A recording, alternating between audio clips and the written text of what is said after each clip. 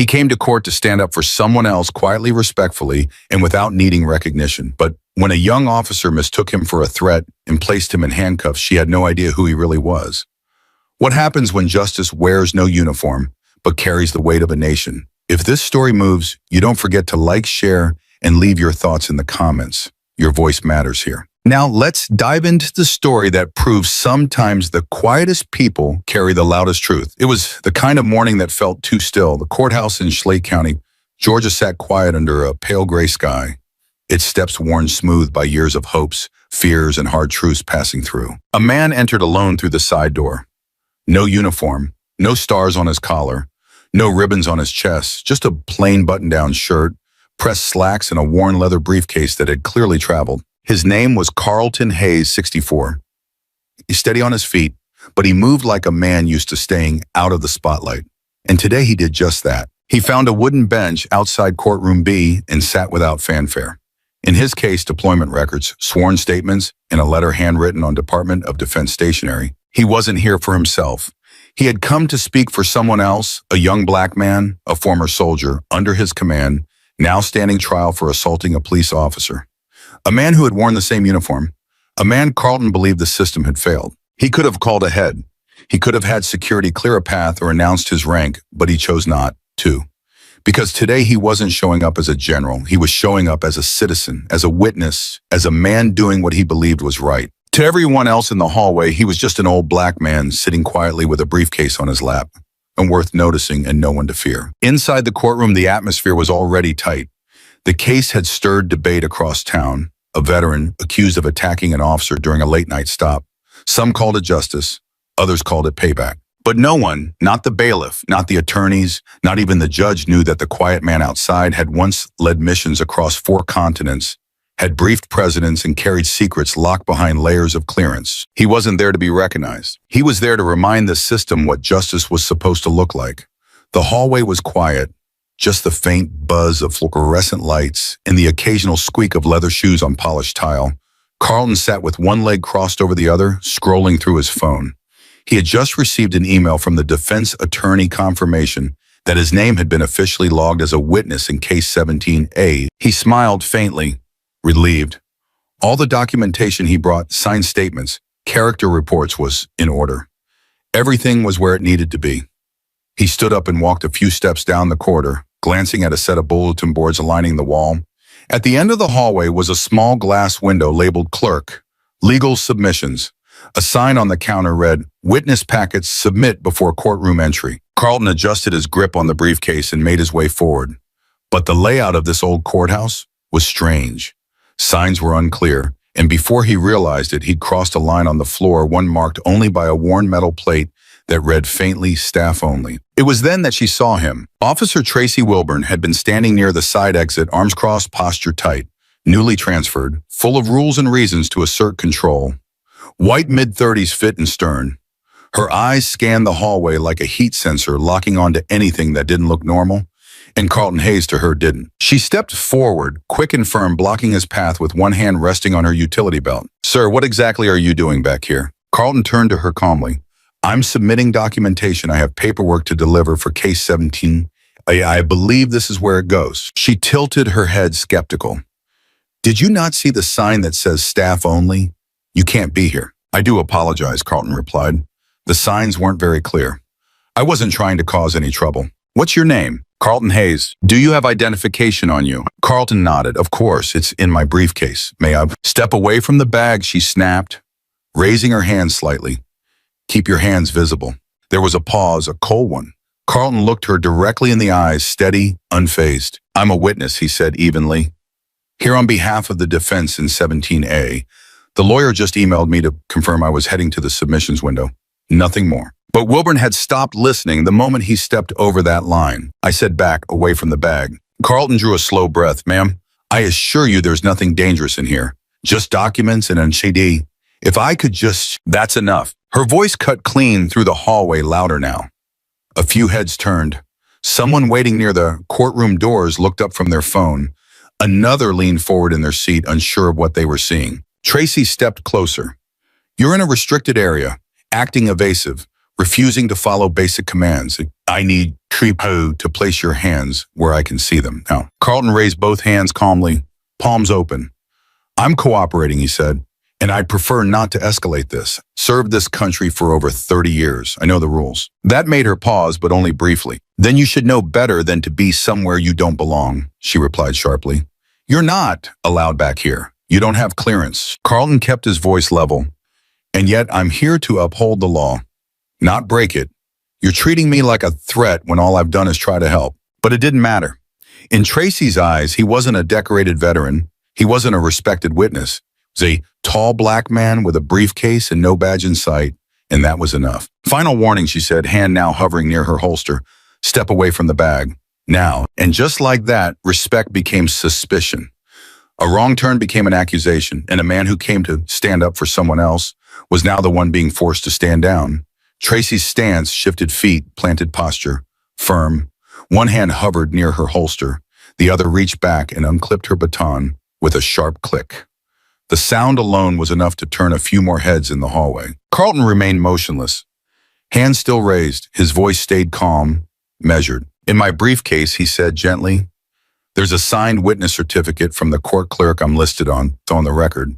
The rest are documents for the defense. There's no weapon, no threat. But to Tracy, Wilburn, the words didn't matter. She'd already made up her mind. She pressed the radio clipped to her shoulder. This is Officer Wilburn, Hallway B. I have a male subject, non-compliant, possibly evasive, requesting backup. The hallway seemed to shrink. Conversations quieted. Even the echo of distant footsteps down the corridor faded into a tense collective silence. Carlton's eyes moved slowly, scanning the people around him. A dozen or so sat along the benches, family members, clerks, a few lawyers preparing for cases. No one said a word. I am not resisting, he said. I served 33 years. I know how this goes, but you are making a mistake. Tracy stepped forward. Turn around, hands behind your back. Officer, he said, just above a whisper. You're escalating something that doesn't need to be. I've complied, I've answered, I haven't moved. Turn around. There was no more room for discussion. Carlton exhaled through his nose, slow and steady. He turned deliberately, slowly. His shoulders relaxed, not in submission, but in control. As she gripped his wrists and snapped the cuffs into place, the metal clinked louder than it should have. Every person watching heard it. Some flinched. Others looked away. He stood there, cuffed like a criminal, not 20 feet from the courtroom where he had come to testify. A man in his 50s, sitting near the door, leaned toward the woman beside him. Why the hell is she doing that? He whispered. The woman shook her head, eyes fixed on the scene, but she said nothing. No one did. A bailiff glanced up from his paperwork, saw what was happening, then quickly looked back down the court. Clerk seated behind her glass window froze for half a second, then quietly slid her window shut. Not one person stepped forward. Not one asked why, because even when something looked wrong, it was easier to stay seated. Carlton, now fully restrained, didn't struggle. He didn't speak again. He simply stood in place, breathing through his nose, eyes fixed forward, his back straight, his dignity intact. But the air around him felt heavier, as if justice itself had turned away. What made it worse wasn't the handcuffs. It was the silence, the kind that isn't born of confusion but complicity. To Tracy, this was protocol. To the others, this was a moment they didn't want to get involved in. Carlton, it was history repeating itself quietly, predictably, painfully. He had walked into that courthouse as a witness, and now without raising his voice, without stepping out of line, without so much as touching his briefcase. He was standing there like a suspect. No one shouted. No one fought, and yet something deeply wrong had just taken place right in front of everyone in a building designed to protect the truth. The cuffs were cold, tighter than necessary. Carlton didn't flinch. He didn't argue. He simply stood still, letting the moment settle. A few people were now openly staring. Some held phones low in their laps, camera apps quietly open but not yet recording. Not yet. They were waiting, unsure what this was, but sensing it might become something more. Tracy stepped to the side, speaking quickly into her radio again. Her tone had shifted. Still firm, but there was a tremor. Not fear, just the rush of adrenaline that comes when power is used and no one pushes back. Carlton finally spoke, calm, controlled. Officer, he said without turning his head, I'd like to make a phone call. I'm entitled to that, I believe. She didn't answer right away. Then with a mocking smile, she leaned in. To who, she said, your lawyer? Or should I call the White House for you while I'm at it? A few people nearby chuckled nervously. The kind of laugh that comes when tension spills over and no one quite knows how to act. Carlton turned his head slightly toward her. His voice never rose above conversational. "No need," he said. "The Pentagon will do." The hallway went still again. Tracy blinked, then laughed loud, sharp, exaggerated. The kind of laugh that dares others to join in just to make the moment less awkward. "Oh, really?" she scoffed. "The Pentagon? Sure, that's original. What's next? NASA says CIA, you one of those YouTube prank guys or something?" Carlton didn't answer. He simply looked at her. Not defiant, not smug, just steady, measured. The way a man looks when he knows something the rest of the room hasn't caught up to yet. "Give me your phone," she said suddenly. "If you're so important, let's see what kind of magic numbers you've got." She reached into his coat pocket, pulled out a sleek black phone, government-issued, secure, coated with a matte finish that didn't reflect light. No case, no stickers, just numbers. She held it up like it was a joke. "Let me guess, do I press 1 for the Secretary of Defense?" Still, Carlton said nothing. Instead, he tilted his head slightly and said, "There's a number in the starred contacts. Just dial it." Tracy rolled her eyes and swiped the screen. "All right, General Hayes," she said with exaggerated sarcasm. "Let's see who picks up." She hit the contact. It rang once, twice. Then a voice answered. Clear, direct, unmistakably military. "Major Kendall, Joint Operations Command." Tracy's posture shifted instantly. The color drained from her face just enough to notice. There was a long pause. Carlton, still cuffed, finally spoke again, his tone as steady as before. "This is General Carlton Hayes. I'm being unlawfully detained at the Schley County Courthouse in Georgia. I need verification sent immediately." Major Kendall didn't hesitate. "Are you secure, sir?" "For now. We'll have confirmation inbound in minutes." "Stay on the line. I'm looping in Pentagon liaison and DHS." There was a soft beep. Another voice came on, this one deeper, more clipped. "Commander Reeves, sir. We're tracking your coordinates, verifying your ID. Local authorities will be contacted directly. Expect federal response within 10 minutes. 10 minutes. That's all it would take for the world to shift. Tracy didn't say a word. She stood frozen, phone still in hand, lips parted, but no sound coming out. Carlton gently turned back toward the hallway. A few more phones were up now, recording. One teenager whispered, "I think that's really him." From a corner, a man in a plaid shirt muttered to his wife. He told her, she just didn't listen. And in that moment, the noise didn't come from shouting. It came from the silence between a truth ignored and a truth that was about to roar through the front doors and black SUVs. She thought she was dealing with just another old man with too much pride. What she didn't know was that pride had clearance. Carlton remained calm even as Tracy held the phone a few inches from her ear, as if unsure whether to speak or just hang up and pretend nothing had happened. But the line was still open. The voice on the other end didn't waver. "Commander Reeves here. We have your signal, sir. You're on a restricted channel tied to Department of Defense senior protocols. Are you currently secure?" Carlton answered evenly. "Cuffed courthouse hallway, civilian law enforcement, not yet aware of who they're holding." Reeves responded without hesitation. "Acknowledge contacting Pentagon liaison and U.S. Marshal Service. Now response units already mobilized." There was a pause, then a calm reassurance. "Standby, General. You are not alone." Tracy lowered the phone slowly. Her mouth opened slightly as if she was about to argue, but the words wouldn't form. She looked down at the screen one more time, maybe expecting to find some trick, some prank, something to prove this was all a joke. But it wasn't. It had never been. She handed the phone back to Carlton with a rigid motion, avoiding eye contact. Carlton didn't speak. He didn't need to. He just held the phone, hands still cuffed behind him, and watched the hallway change. The energy had shifted. The man who had been invisible minutes ago now stood at the center of something that made everyone pay attention. Not because he was yelling, not because he was threatening, but because finally they were seeing him for what he was. Six minutes passed. A silence grew in the space, thick, electric, expectant. A few more phones were raised, filming. No one was pretending anymore. They knew something was coming. And then it came. The sound of tires on gravel outside, a low, unmistakable hum of engines that didn't belong to standard patrol cars. 3 black SUVs, unmarked windows tinted darker than legal, moving like they weren't used to stopping for anything. They pulled in tight. One blocked the courthouse's front entrance. Another stopped just outside the side lobby. The third, slower, deliberate, parked near the judge's reserved space. Doors opened in perfect rhythm. From the lead vehicle, 2 men stepped out in dark suits with subtle earpieces and no visible badges. They didn't need them. From the second SUV came a woman in uniform. Colonel bars on her shoulder, face unreadable, posture like granite. And from the third stepped a tall man in full dress uniform, U.S. Army, silver eagles, rows of commendations across his chest, a polished cover under one arm, a steel gaze aimed directly at the courthouse door. He didn't run. He walked, measured, controlled, powerful, in the way only people trained to hold power without flaunting it can be. Inside, no one moved. Tracy stood frozen in place. The radio at her shoulder crackled quietly, then died into static. The man in uniform entered the building. He scanned the hallway once slowly before locking eyes with Carlton. "General Hayes," he said, voice low but clear. Carlton nodded once. "Sir," the man continued, "we received your alert. You're in contact with Joint Command. DHS liaison has been notified.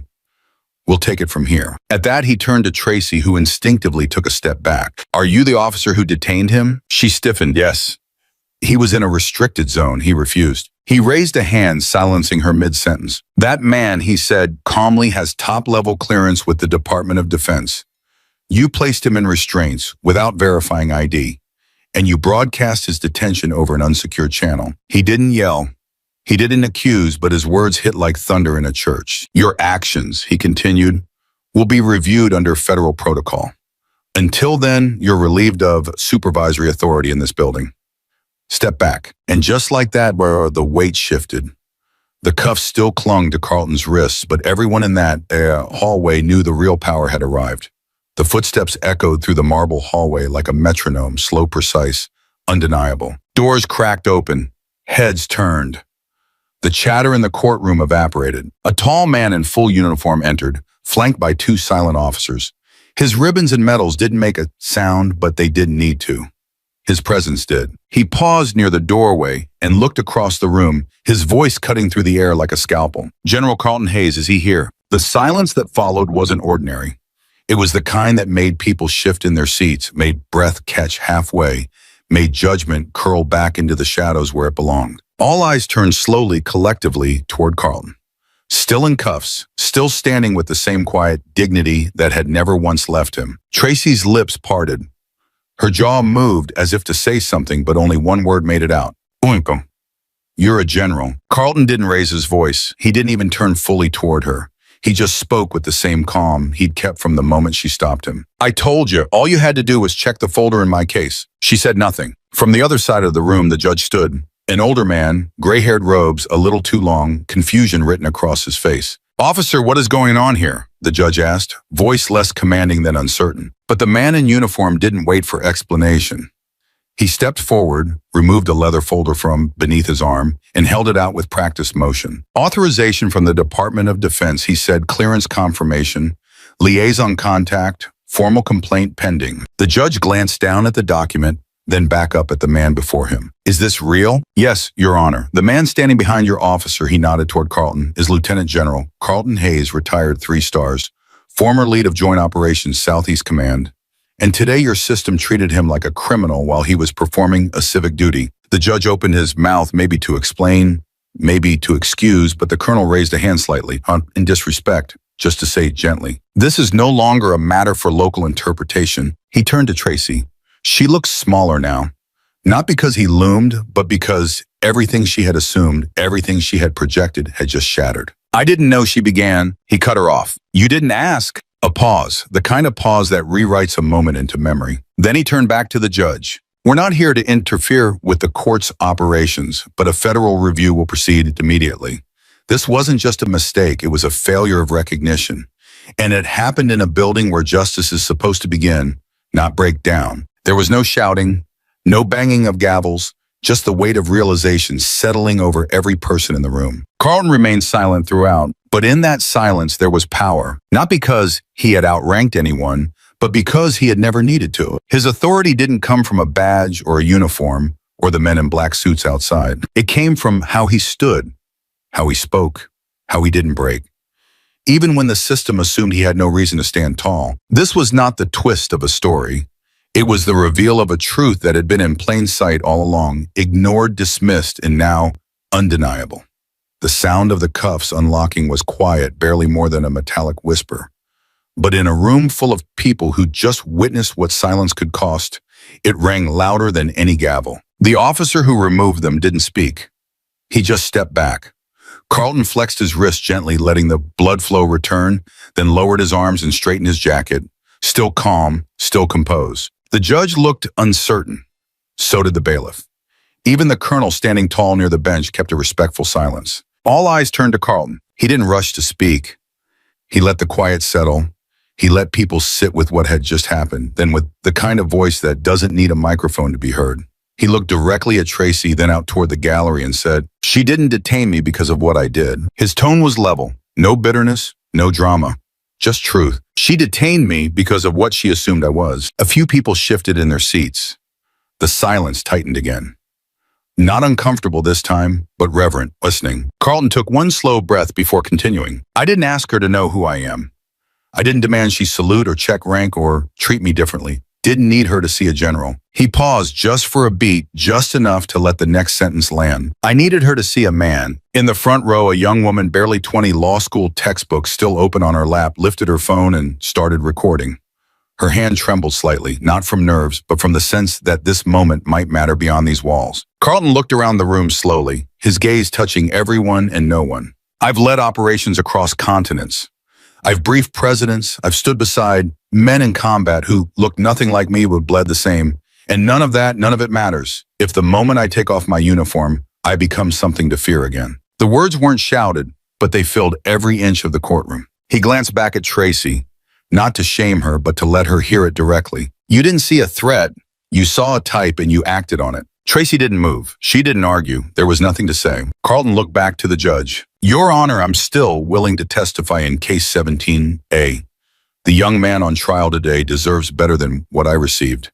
And I didn't come here to make a point. I came here because I still believe in what this room is supposed to stand for." He stepped back, hands folded in front of him, not asking for applause, not looking for redemption. Just finished. And yet in that pause, something shifted. Not in the law, but in the people. The courtroom remained quiet, but it wasn't the same silence as before. This was the silence of self-reflection, of people seeing more than they had chosen to moments earlier. The young woman with the phone stopped recording. She blinked hard, lowered the camera and whispered to herself, "That needs to be seen." An hour later, her clip went online. Within 3 more, it hit 50,000 views. By Sunset National, headlines were quoting a single sentence. "I didn't need her to see a general. I needed her to see a man." In a place built for judgment, one man reminded everyone watching that dignity doesn't demand recognition. It just refuses to disappear. By the time the courthouse emptied that afternoon, the air had changed. The story had already begun to ripple beyond the building's old brick walls. Local reporters outside were gathering statements, checking names, piecing together fragments of what had unfolded inside Courtroom B, but most of them didn't get far, because the man at the center of it all, Carlton Hayes, had already declined every interview. He didn't speak to the press. He didn't pose for cameras. He simply walked down the courthouse steps, briefcase in hand, and kept going. Inside, however, the reaction had just begun. Officer Tracy Wilburn was pulled from duty immediately, badge surrendered firearm, handed over. She didn't protest, didn't cry, didn't say much of anything. The only sound she made was the quiet breath she exhaled when the official suspension order was read aloud, signed not just by the sheriff, but co-signed by a Department of Defense liaison. That evening, a formal inquiry was opened. The Pentagon issued a direct request for a full audit of every arrest, citation, and courtroom incident Wilburn had been involved in over the past 5 years. Not as punishment, at least not yet, but to uncover whether this was a pattern or a warning long ignored. What they would find, no one yet knew. But people were watching now. This time, they weren't turning away. The presiding judge, who had once looked away from the cuffs on Carlton's wrists, stood before reporters the following morning and offered the first public statement. "We as a local court failed to act when we should have. We allowed assumption to override accountability. And for that, we apologize especially to General Hayes and to anyone who has ever walked through our doors and not been seen for who they truly are. No excuses.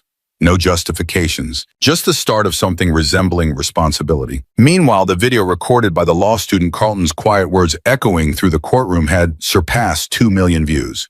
It was being shown in classrooms, shared by veterans groups, reposted by civil rights organizations. The sentence people quoted most wasn't angry. It wasn't even directed at anyone in particular. It was this: "I didn't need her to see a general. I needed her to see a man." But while the world debated the meaning, Carlton had already left it behind. He boarded a late afternoon train out of Schley County and rode back south toward Fort Benning. No staff, no entourage, just him in a window seat. When a journalist called up to him briefly at the station and asked why he wouldn't speak to the media, Carlton paused, then offered a sentence just as quiet as the man himself. "I'm not chasing attention," he said. "I'm chasing back the silence for those who lost it." No dramatic exit, no headlines in his own voice. Just a closing line that landed not with noise but with weight. In a world that often rewards outrage, one man chose restraint, and somehow that restraint shook more than any shout could. 1 week later, the storm had passed, but the story hadn't. No new headlines, no breaking news banners.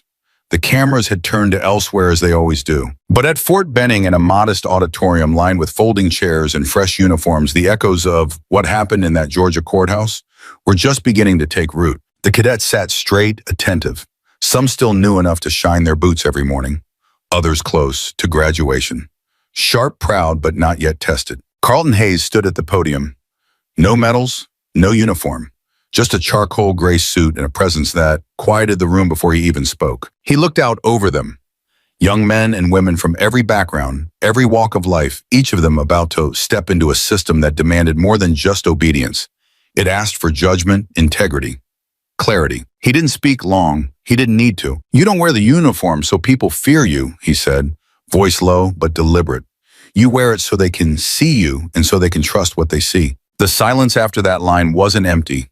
It was absorbed, like each word landed somewhere inside them, somewhere personal. Carlton paused, then added, "Your rank may earn attention, but your conduct earns belief." A few cadets scribbled notes. Others just sat with it. That was the lesson. Not about power, not about pride, but about presence, the kind that doesn't need to raise its voice to stand tall. That same week, the Department of Education in Georgia quietly issued a curriculum update in a new section of their high school civic studies material. A case study appeared. Schley County Courthouse Incident, Ethics, Bias, and Moral Leadership. It didn't name names, it didn't dramatize, it simply outlined a moment when assumption met truth, and the difference came down to how one man carried himself in the face of disrespect. Teachers began using it not just as an example of civil rights, but of personal responsibility, of what it means to choose dignity when retaliation would have been easy. The clip of Carlton's courtroom words was now archived by several law schools as part of modern cases' response to institutional bias. One professor described it as the cleanest example of moral restraint I've ever seen on camera. He didn't burn the building down, reminded them why it was built. As for Carlton, he didn't seek awards. He didn't sit for documentaries. He returned to mentoring young officers quietly, visiting training sessions around the Southeast. Sometimes speaking, sometimes just observing. But wherever he went, people recognized something even if they didn't always know his name. A presence, a steadiness, a kind of justice that didn't need to shout. Because justice, when done right, doesn't always come with applause. Sometimes it walks out of a courthouse in silence and leaves behind a room that will never forget what it saw. Sometimes the strongest voices don't come from shouting, but from standing firm when it matters most. This story wasn't about rank. It was about recognition, about seeing people for who they are, not who we assume them to be. And above all, it was about quiet courage, the kind that leaves a lasting mark without making a sound. If this story moved you, please give it a like, share it with someone who needs to hear it, and subscribe to Mr. Max Stories for more powerful, true-to-heart narratives just like this one. Your support means more than you know.